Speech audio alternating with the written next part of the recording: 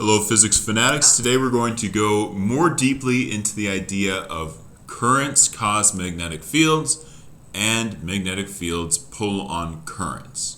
So far we've already talked a little bit about how we have magnetic forces, and in this kind of classical physics framework, if we look at our different types of fields, so far we've talked about gravitational fields, electric fields, and magnetic fields. And when we put a particle with some mass in a gravitational field, mass is always positive, so our charge would always get pulled on in the direction of the gravitational field. Okay, so around the Earth, the gravitational field is pointing down, the forces of gravity are also pointing down. We had a little bit more complication at the beginning of this course when we talked about electric fields, because if you have a positive charge, your electric force is directed in the direction of the electric field. If you had a negative charge, your electric force is directed opposite the direction of the electric field. Okay? But now we're moving into a brave new world. We're moving into a world where the direction can be of the force can be in many different possible directions relative to that of the magnetic field. Okay, and so that's why we had to introduce our right hand rule, where our finger is pointing in the direction of the current, our middle finger is pointing in the direction of the magnetic field, and then our thumb is pointing in the direction of the force. And because of this weird structure, you have F equals QVB, so the units on B were odd. If you have F over QV, that's newtons over coulombs times meters per second. Okay, and last time I showed you that simplifies out, but that is essentially what a Tesla is. So very, very weird units on this, but that's okay. Now, we also talked about how you could take a bunch of charges that are moving, treat them together as a current, and then use this QV cross B and instead treat it as IL cross B. And you can also use this rule to think about the forces that a wire with current running through it will experience as it runs through a magnetic field. The other thing that we've talked about briefly is that if you have a magnet with a north and south pole and you cut it, you don't get just the north side and the south side, you get two new magnets, north-south, north-south. And essentially the reason for that is that magnets are not caused by charge, they're caused by little loops of current. Now I want to remind you, this is the end of the week in this course, so we have our homework, reflection question, and quiz that are going to be due on Monday. So I'm reminding you of the quiz by showing you a couple of quiz questions. Let's take a look at this one. It says a negatively charged particle is slowly moving as it enters a region that has a constant magnetic field. If the velocity of the particle is initially parallel to the magnetic field, what will be the subsequent motion of the particle? So it's giving us a situation where we have B in one direction and V is parallel to it. Well, let's think about this. You might say to yourself, oh, VB, if I put my two fingers like that, no problem, I've got my thumb pointing up. Unfortunately, V and the cross product, V cross B, if you want to look at the magnitude of it, it's going to have the magnitude of V times the magnitude of B times the sine of the angle between them. So if the angle is 0, this is 0. So in this case, if they're parallel to one another, the force is in fact 0, and so this particle will follow a straight line path. Okay, I'll let you look at the rest of these and pause the video if you like to establish why they can't be right. Here's another one. What must the initial state of motion of a charged particle be if it will follow a helical path in a magnetic field? So helical path is like this, like following the direction of a spring. And the answer, well, look, we have two limiting cases. In one case, you have the magnetic field that's pointing out of the page, and the velocity of the magnetic of the particle is moving into the page. In that case, if you have a positively charged particle, you would experience V cross B. So this would be, if you had a plus charge, it would go around this way. So there's your plus charge. If it had a minus charge, it would go around the other way. But in both of those cases, V and B are perpendicular, and so it doesn't follow a helical path. It just goes around in a nice circle. On the other hand, you could also have the situation where, as we saw in the last slide, V and B are parallel to each other, so that's not helical either. The way that you get a helical path is if the particle is moving at an angle that is neither parallel to nor perpendicular to the magnetic field. Okay? So essentially what happens here is that the component of the velocity that's not perpendicular to the magnetic field just continues to have the same component. And the part that's perpendicular to the magnetic field, that's the part that is constantly changing. So in this case, your V would be something like this at the beginning. This part, and in this case, the B would, be pointing out like up like that. The part that is perpendicular to the magnetic field, that component of the velocity would always be changing.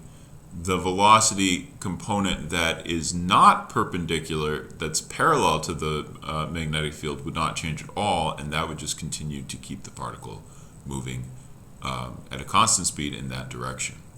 Okay, so it's a little, these problems with magnetic fields are a little tricky. I haven't given you any like that, but I do warn you on your quiz, I have given you a couple of right-hand rule. So you're going to have to use the right-hand rule for particles and the right-hand rule for currents. And when you do those, I encourage you to draw out the pictures and make sure that you are able to picture the geometry before you rush to a conclusion. Now, the point that I made in the last video, but I'm going to hit again here, is that currents cause magnetic fields. Okay? And so this gives us a new right-hand rule. We didn't get to do a lot of practice with this rule, and so in this video we're going to try to practice it. So because currents cause magnetic fields, the strange thing is that the magnetic field loops around the current, and if you put your thumb in the direction of the current, your fingers hooked like this are going to give you, so here's our distance from our current, and then our fingers are curved here, are going to be perpendicular. So this, my fingers are supposed to be a right angle there. And this is the distance from the wire, and then my fingers are curled out in the direction perpendicular to the field. So if you look at this, whoops, I skipped all the way to the end. Okay, here's a picture of what the magnetic field lines around a line of current that's going into the page look like. So they're going around the circle. And if you look at the magnetic field at any point, any individual point, it will simply have a direction. But that direction is going to be different depending on what point in space you choose. So it's not, I will say the early scientists who were thinking about this did think about vortices in some sort of a fluid. That's not usually the way it's taught now, although I'm not sure it actually hurts you to think about that. Okay, so let's think about it. There's a new constant of nature. This is a measurable constant. This is called the permeability of free space, 4 pi times 10 to the minus 7 Teslas times meters over amps. Where does that come from? Well, essentially, the way they originally could measure this is by running a current. You put on different batteries to get different currents, different voltages, and then you can go ahead and use the deflection of a magnetic field or a magnetometer or something like that to find out what the magnitude of the magnetic field is outside of the wire. So this is a empirically grounded fact. We are going to be testing something related to this next week in lab. What does it say? It says the magnetic field outside of a long line of current, the magnitude, so the direction is always changing. It's going to depend on where you are relative to the wire, but the magnitude of the electric or the magnetic field outside that wire depends on the current.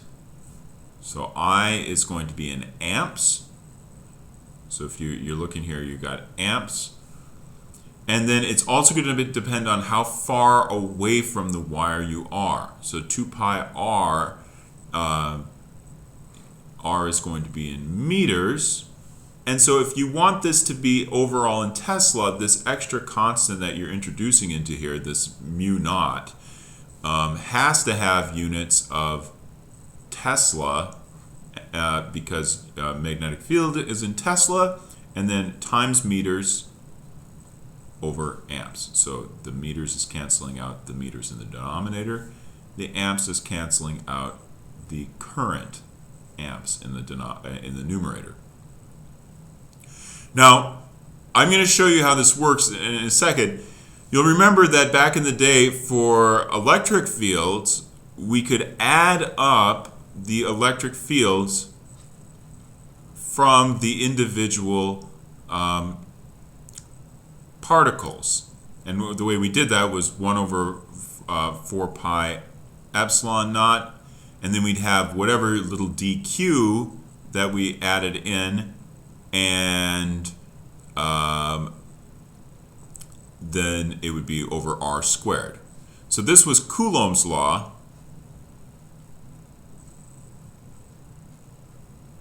That allowed us to calculate the electric field anywhere depending on how your charges were distributed about. So this was applicable to electrostatics, where you have some static, not moving distribution of charges, and you can calculate from that what the electric field looks like. In this subject, magnetostatics, where you have currents, I know it's a little contradictory because currents are, by their definition, they're always moving charges, but if you have a current that's stationary, so it means the current is not changing, then you can use what's called the Biot-Savart law from the scientists who formulated it. And it tells us that if we add up the contributions of, so you'll remember this had an r hat, this was in the direction of the current. Here we're going to have an I on the top, so it's essentially we have to add up the contributions of the different pieces of current, and it dies off over r squared, just like in Coulomb's law. So the Biot-Savart law looks a lot like Coulomb's law because it has some constant out front, and it has some current right here. The contribution to the magnetic field of a current dies off as 1 over r squared. The only thing that's really sort of confusing and confounding about this is that this is a cross product. And so it means that the direction of the magnetic field contribution is not in the direction of r, the direction from pointing from our current to our the point in space that we're interested in, and it's also not S, the direction of the current itself, it's the cross product of the two. So you have that sine of angle situation going on, and this makes applying the Biot-Savart law a lot harder even than applying Coulomb's law. So I will show you a quick example of how this is hard, and I'm not going to require you to do calculations using the Biot-Savart law. Maybe that would be good for a upper level class, but mainly we're going to use a couple of canned examples, and that's going to be hard enough. So how would I go from the Biot-Savart law to getting this expression for the magnetic field from a long line? Well, first I would have to go ahead and say, okay, the magnetic field contribution from a little piece of current in this line. So I'm imagining I have a line of current that runs from negative infinity to positive infinity, a long line. The little dB is going to depend on mu naught over 4 pi. Remember, mu naught is a number. It's a value measured in the lab. I is the amount of current that's going on each distance here. My ds and r, this is going to be the distance along here, so that's going to be my dy. And then I have a cross product here that's going to bring in a sine of the vector pointing along the current and the vector that's pointing over here. Now, remember my new right-hand rule. If I have a current pointing up here, I know already that imagine that this point is in the page. My current is pointing up. This point in the page is going to have a magnetic field, if I bring my thumb, that's pointing into the page in the plane of the page. Now this sine of theta is going to give us a little bit of trouble, but the magnitude of that sine of theta is going to be the same as if I instead used 90 minus theta. Okay, it's going to give an opposite sign, but we're just going to think about magnitudes in a second. So we're going to look at the sine of theta, and we're going to use instead this r over r. So r over, and then this r, we can use Pythagorean theorem, and we're going to write that as square root of y squared plus r squared. Okay? Now, the other thing to realize is that this is a symmetric problem. I have a current over here and a current over there, and these are both going to contribute equally to my problem. So I can write this now. B is going to be the integral along this ds of that dB, where my y from y equals minus infinity to y equals plus infinity. But I could also do that integral from just 0 to infinity, so just from the middle up, and it's going to be double because the direction of the contribution of this little equivalent piece of current below and above is going to be the same. So it's going to be 2 times dB if I change the integration limits. So let's use that trick. And now let's go ahead and put in our expression for dB. Okay, so I'm going to go ahead and say that my b is going to be my integral from y equals 0 to y equals infinity. I'm going to have 2 times that because I've got the bottom of my wire to the top of the wire. And then I'm going to put in this. Mu naught over 4 pi, and then I'm going to put I dy, and then my sine is going to be r over square root of y squared plus r squared. Okay, and then I can go ahead, if I want, I can pull out some stuff. Mu naught is a constant, 4 pi is a constant. I, in this case, is also we're not varying that with time, so that's just going to be 2 mu naught I over 4 pi, or my 2 and my 4, it's just going to give me mu naught over 2 pi. And then I'm going to have 0 to infinity, and this is going to be dy times r over square root of y squared plus r squared. Okay, so we've done all the physics here. Now we just need to do this integral. I'm not going to do this integral. Here is the answer. You can go ahead and check for yourself that this works. Should be y and y squared. You can go ahead and take the derivative of that and see that it actually does work. Put in your limits with y equals 0 and y equals infinity, and you can get out our classic result.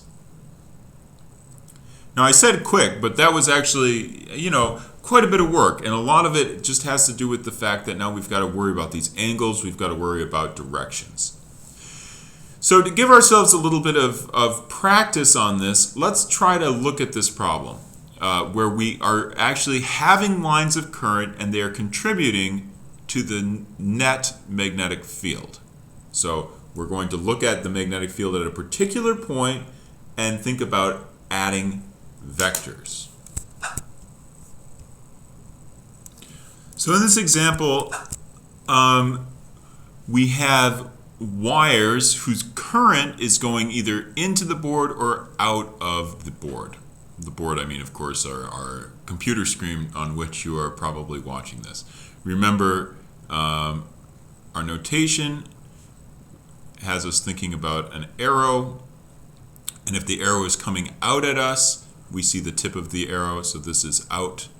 And if we see the tail of the arrow with the feathers, we see the tails, and so that's going in. Okay, so in this figure we see 4 arrangements in which long parallel wires carry equal currents directly into or out of the page at the corners of identical squares.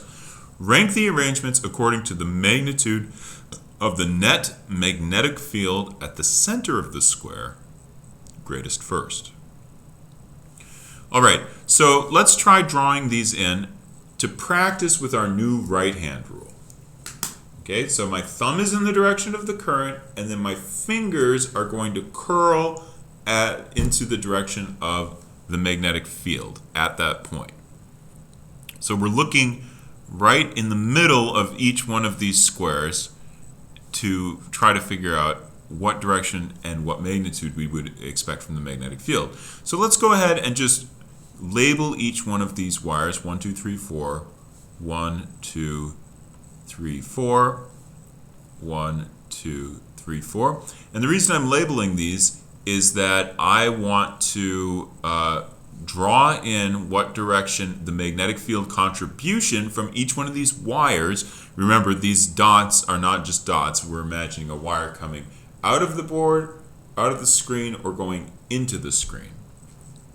So in each one of these, I would encourage you to get your right hand out and try doing this.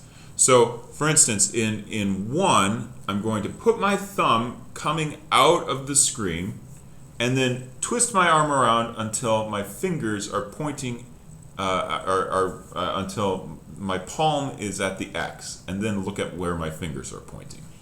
So in this case, if I'm doing that, I find that my magnetic field from 1 is going to be pointing in this direction. Okay? And the reason, you can look at it for this.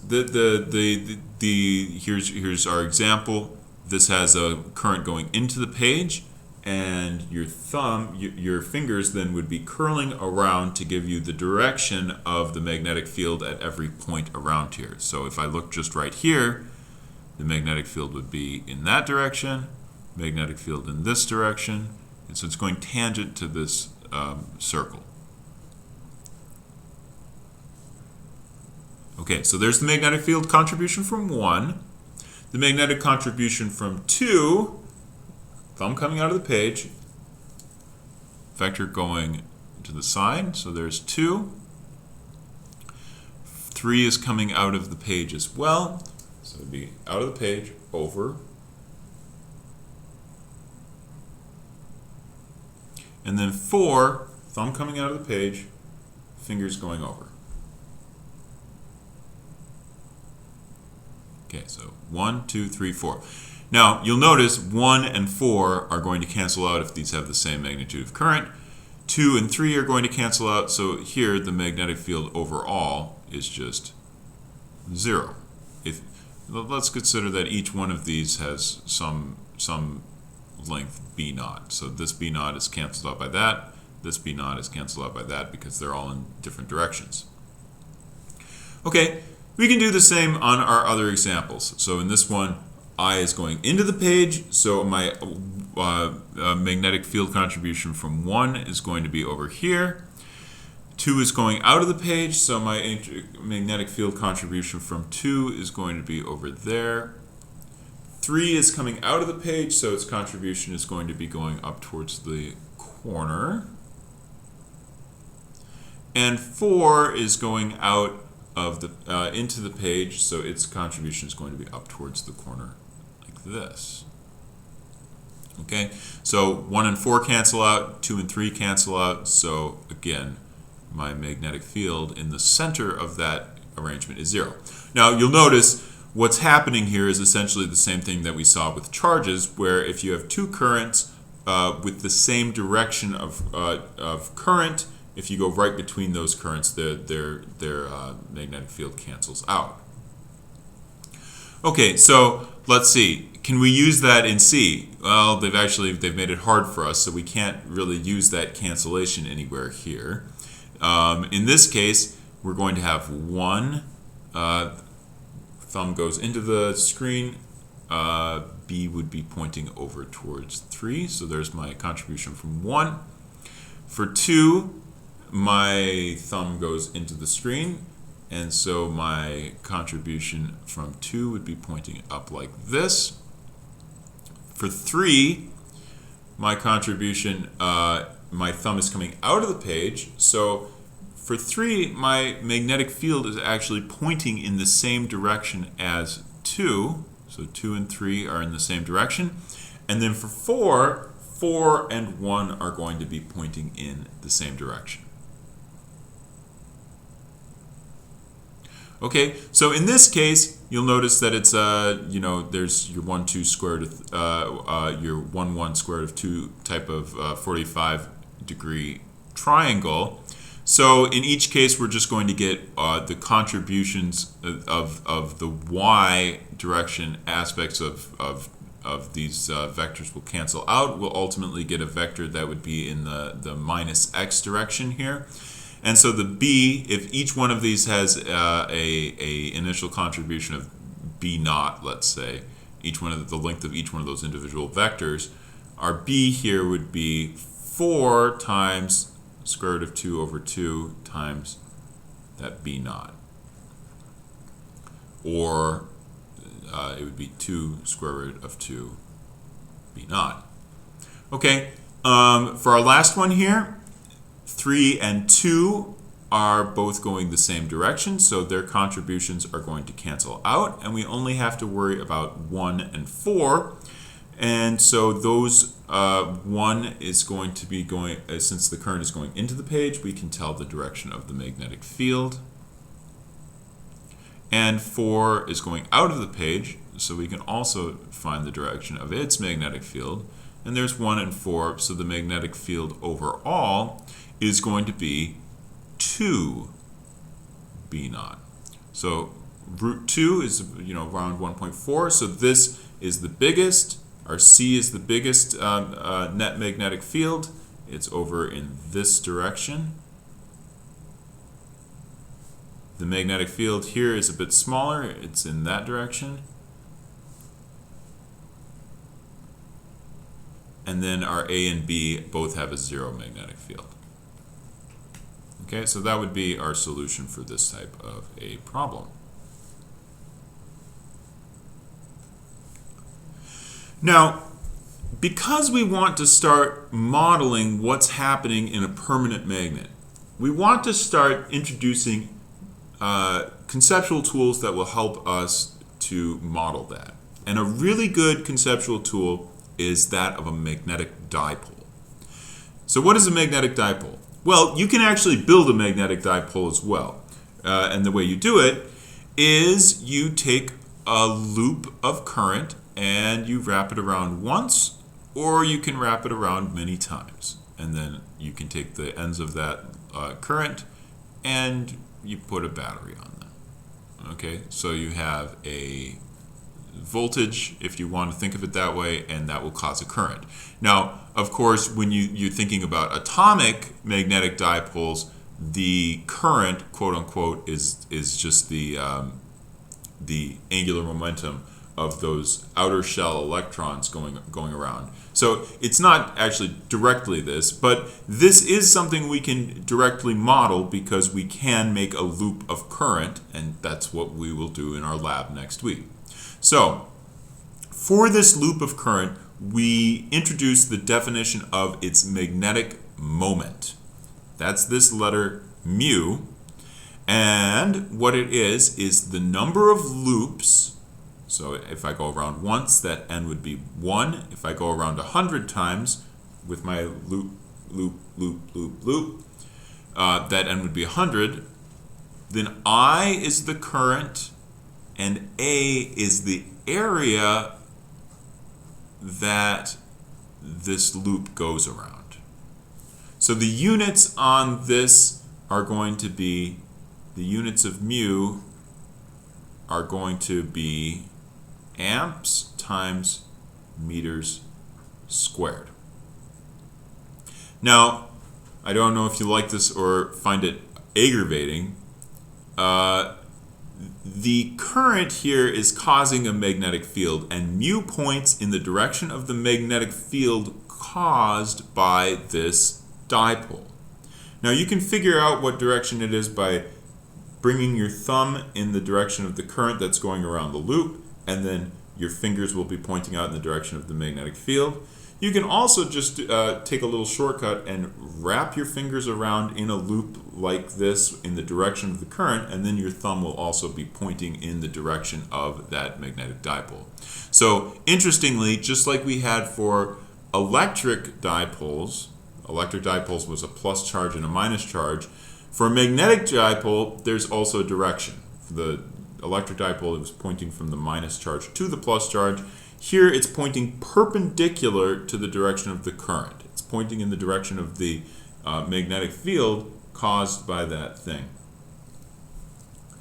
Now, what's nice about magnetic dipoles is they allow us to investigate this sort of twofold property of our magnetic fields. They act as current sources, and they act as things that get acted on by the current, by the magnetic field. Sorry, magnetic field sources and things that get acted on by the magnetic field. So by that, what do I mean? Well, I mean that a magnetic field actually experiences a torque. Why? It's because if you put this field in an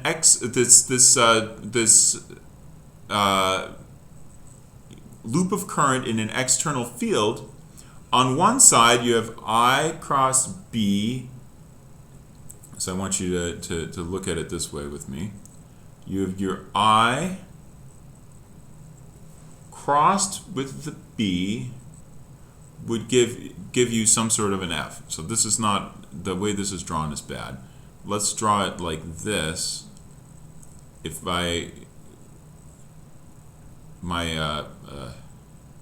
a little bit hard to draw.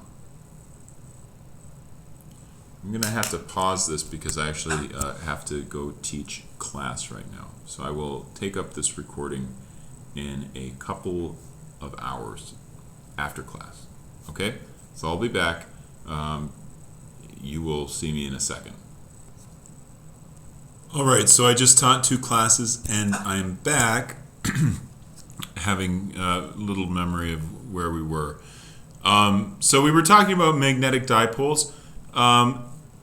Just as a quick distinction, we might recall we had electric dipoles last semester, or last unit, a couple weeks ago. And now we're talking about magnetic dipoles.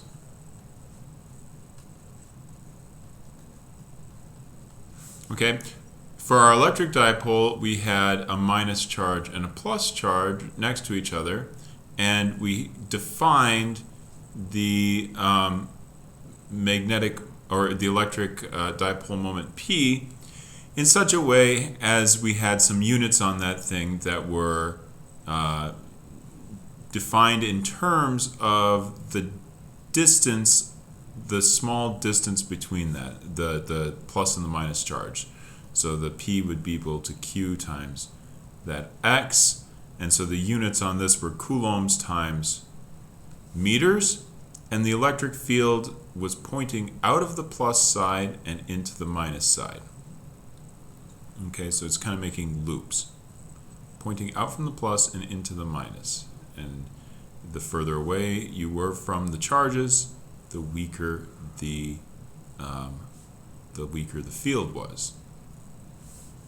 And I want to draw that same sort of distinction here. The physics is a bit different because we are talking about a loop of current, not charges that are displaced from one another. So there's your current I, and our mu also is thought of as a vector sticking out of that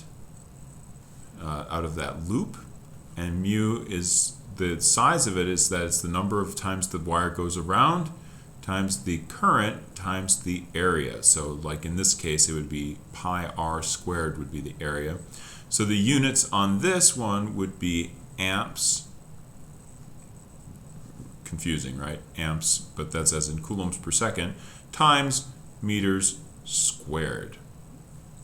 Okay, and the reason that the sort of reason why these look very similar to each other is because this was the electric field going out from the plus side into the minus side and pointing along the direction of the dipole itself along the axis. Here we have the same sort of phenomena with a magnetic field, where the looping magnetic fields around the wires become a sort of field that looks very analogous to the electric field around the electric dipole. Okay, so this is your B field, not your E field. Okay, so magnetic dipoles, electric dipoles. Remember, electric dipoles were a source of electric field, and they could be acted on by the electric field. Magnetic dipoles are a source of magnetic field and can be acted on by a magnetic field. And if you put a magnetic dipole in a magnetic field, it experiences a torque. And just like in our old case with the electric dipoles, if you put an electric dipole in an electric field, you'll remember that if we had an electric field in this direction, for instance, this would be low energy. This would be zero energy, and then this would be high energy. You can find the same sort of relationship here, where the current is helping to store potential energy. What I want to show here, though, the thing I want to really focus on for these last minutes of the video is how does a magnetic field apply a torque to a dipole. So I think we can draw a nice picture here. let's say here's our ring. Okay, so I'm going to try to draw it such that the ring is going into the page here, and I'm doing my best. Okay, so hopefully this is it's like perpendicular to the screen, and the current is going like this. So there's your eye going up on this side. It would be going into the page, up on the top, and then eye coming down like this, and then eye would be coming out of the page at the bottom of the loop. Okay, so we've got a loop like this, and let's say that we have a magnetic field that we put this loop of current in. Okay, now this loop of current, if we use our right hand and loop our fingers around in the direction of the current, we can find the direction of the magnetic moment. So the magnetic moment is pointing over like this. That's the direction of mu. Now, if we think about this, we can try to figure out what direction our forces on this loop are. So if I have my I cross B, gives me my force. On the top of the loop, I would have a force pulling this way. There's the force pulling on the top of the loop. On the sides of the loop, I would have zero force. And on the bottom of the loop, I would have the force pulling the other way. Now, it's this force pushing one way on the top and force pushing the other way on the bottom that causes there to be a torque. Okay, now you'll remember from first semester, that's a maybe, maybe not. If you go R cross F, you'll get the direction of the torque. So in this particular problem, the torque would be into the page. And that's a torque on this loop, and so that's saying that the direction that it's going to be spinning is going to be essentially clockwise, side on, as you're seeing it in this picture. And that idea is important because it's sort of the foundational idea behind an electric motor. So an electric motor is a little bit more clever than that. So first off, I can just show you how this can be implemented, where you've got a little loop of current, a magnetic field provided just by a magnet itself, and then the paper clips are allowing there to be a current through that thing which make it spin. So there's some torque. Now, as I mentioned in the last video, but it's important for us to hit it again, the point with a DC motor is that you have a current and a current. The forces on the different sides of the loop are in different directions, and that causes a spinning. So you're taking that electrical energy from the electric field and you're transferring it via the magnetic field of that stator magnetic field that's external to the loop, and you're causing that energy to be transferred into the mechanical energy of motion of those masses. Okay, and that's what I showed you last time in this very nice animation, where this extra device is allowing a little bit of cleverness so that the currents are always going in the right direction on top and bottom. Okay, so I had intended to do a little bit more than this, but this was as much as we got through in class today, and so I'm going to put off the rest of this for our next video and just be pretty content to say that currents pull on magnetic fields and they also cause magnetic fields. We've got the idea of a magnetic dipole, which is a little loop of current, and that idea of a dipole is going to allow us even to think about like the microscopic, the external shell electrons in an atom, for instance. Could also be thought of in sort of a more general terms in terms of a magnetic dipole. And depending on the context, a magnetic dipole can be acted on by an external field. So we saw that today in the torque. And as we'll see next time, they can also be a source of an external magnetic field. Okay, so thank you for watching, and have a good weekend.